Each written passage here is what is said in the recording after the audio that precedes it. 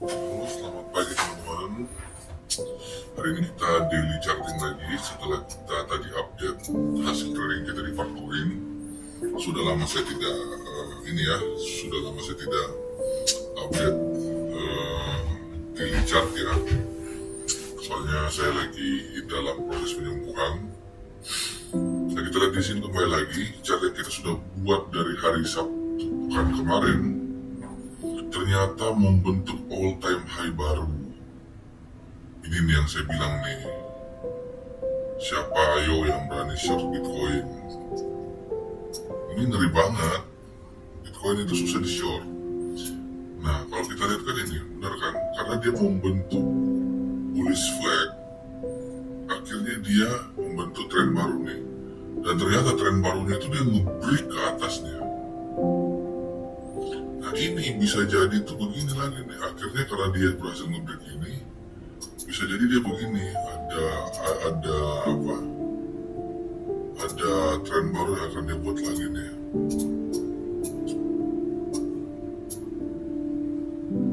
Kayak sepertinya seperti ini nih.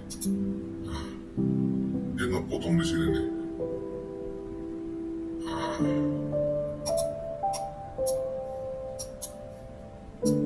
Kurang lebih seperti ini.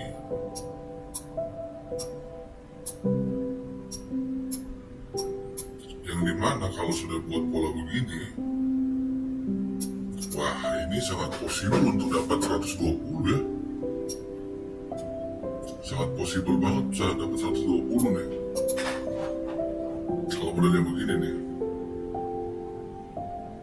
Nah, terus sekarang apa yang kita lakukan? Yang kita lakukan sekarang tidak bisa nge-long, tidak bisa nge-short teman-teman. Saya harus ngomong karena gini, banyak orang yang kalau sudah pumping begini buru-buru short.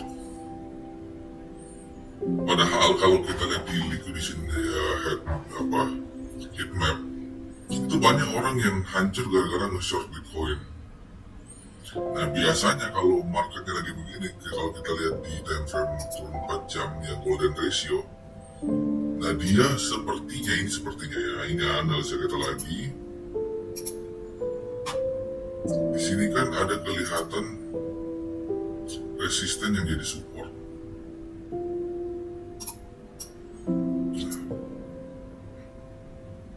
Jadi bisa jadi itu dia turun dulu pasti ke sini nih, area 113 nih.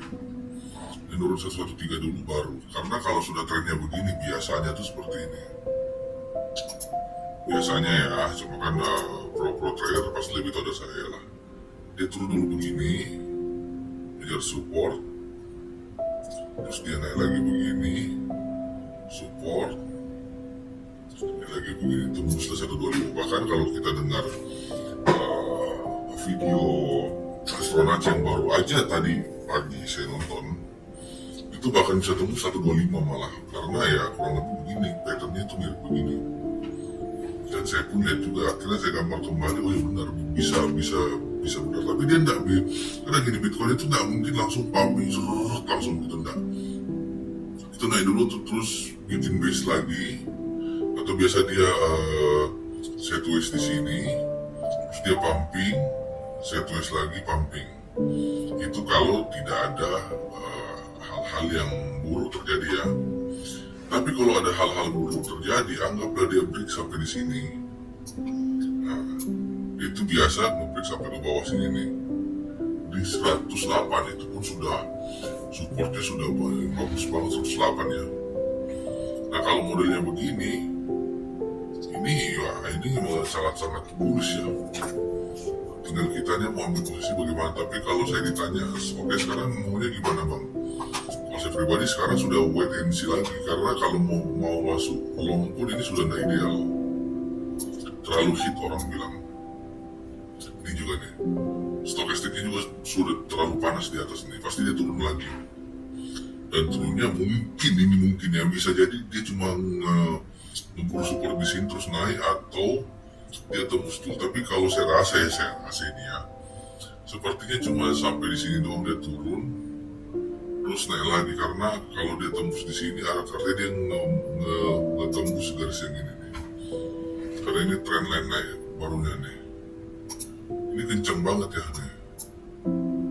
Kenceng banget seperti itu yang membuat akhirnya semua kripto langsung hijau nih ya. Jadi mungkin itu saja daily chartingnya.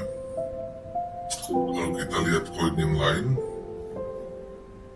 si ratunya pun juga begitu, pumpingnya keras banget ke atasnya. Dan finally dia keluar dari kandang. Ini ada gebrakan besar kayaknya di Ethereum ya. Karena dia akhirnya berhasil nge-break kandang ini nih.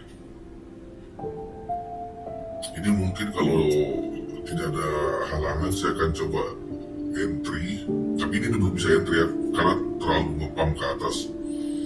Cuma harusnya dia ini sudah membuat pola baru nih. Soalnya ini tuh kayak pola jangkar mana ini. Kalau dia betul-betul dia sampai begini, kapain candle lagi, wah bisa lebih terbang lagi. Tapi ini sepertinya membentuk yang kayak jangkar gitu loh. Bukan jangkar kayak kail. Biasanya kail itu bisa pump naik. Ini nih. Jadi kalau kita lihat kembali, ya sesuai yang pernah kali Mas Ade juga bilang ya, setiap dia nge-cross di MA 1321 pasti pumping nih. Kejadian kan? Ini juga kejadian kan? Bahkan fun fact-nya, Ethereum, bukan Ethereum, fun fact-nya adalah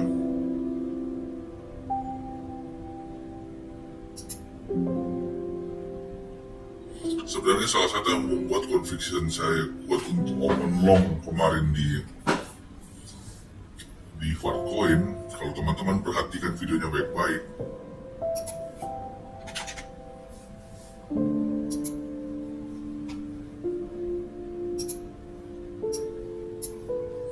kemarin di sini lihat nih, ini time frame 1 hari loh ya, time frame besar banget. Itu duduk di MA 1321 juga. Dan saya hapus saja karena sudah take profit, jadi kita tidak butuh. Nih, MA 1321. Terus yang kita entry di time frame 1 jam pun nih, MA 1321. Dan kalau teman-teman perhatikan, kemarin malam ini sudah di nge-cross, ininya stokastiknya masih di bawah. Ini nafasnya panjang banget untuk MA dia nih. Kayak gitu. Terus terakhir saya mau bahas satu koin andalan saya yang dimana sudah simpan lama banget. Ini kita sudah bahas, ini sudah take profit juga. Tapi tapi di sini saya ada pakai exchange lain yang saya tidak bisa rekam.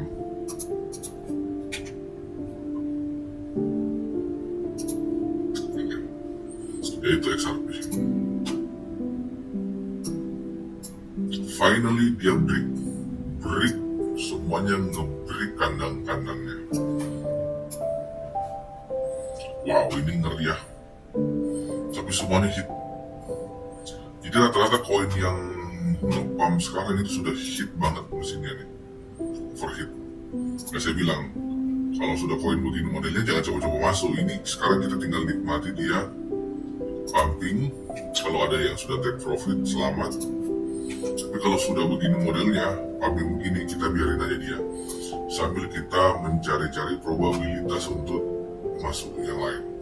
Soalnya maupun spot atau futures, semuanya tidak bisa masuk. Kalau apalagi XRP ya, mau masuk di spot sekarang ini bisa nyangkut ya. Kalau di futures bisa margin call, bisa liquid, tapi kalau di spot bisa nyangkut panjang ini. Makanya saya kenapa lebih suka di futures karena masih bisa bias juara, tapi sangat beresiko. Makanya futures saya itu hanya untuk isi waktu luang dibanding saya melakukan hal-hal yang tidak berkenannya dan tidak bermanfaat. Mending saya belajar seperti ini. Nah, biasnya apa? Kita belum tahu. Intinya ini memang sudah break dan kemungkinan akan membuat pola baru semuanya, apalagi 3 ini.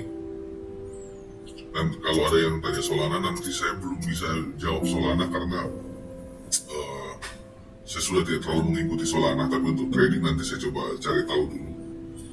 Soalnya di saat dia naik-naik begini dia tidak terlalu merespon banyak. Mungkin itu saja dari saya. Kembali lagi, Kalau kalian main crypto begini, jangan over leverage. Tolong jangan pakai uang panas, pakai uang dingin.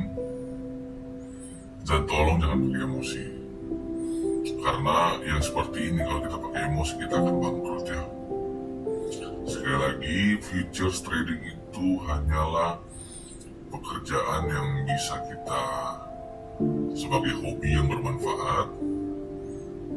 Dan sekiranya kalau teman-teman sudah running profit, usahakanlah profit itu bisa teman-teman pakai untuk hal-hal yang bermanfaat, apalagi untuk membantu orang lain. Seperti itu. Minta maaf kalau mungkin ada yang nunggu saya juga live di TikTok lagi, saya belum bisa karena saya masih dalam tahap penyembuhan. Sekali lagi, semoga teman-teman bisa belajar banyak. Jangan belajar dari saya juga, banyak banget influencer lain yang lebih bagus cara analisanya. Saya hanya dasar-dasarnya basic ini, hanya basic training aja ini. Tapi kalau mau teman-teman banyak belajar, coba banyak belajar di tempat-tempat lain, pasti lebih banyak. Ya mungkin itu aja dari saya. Semoga bermanfaat dan semoga jadi berkat aja ya. Terima kasih banyak.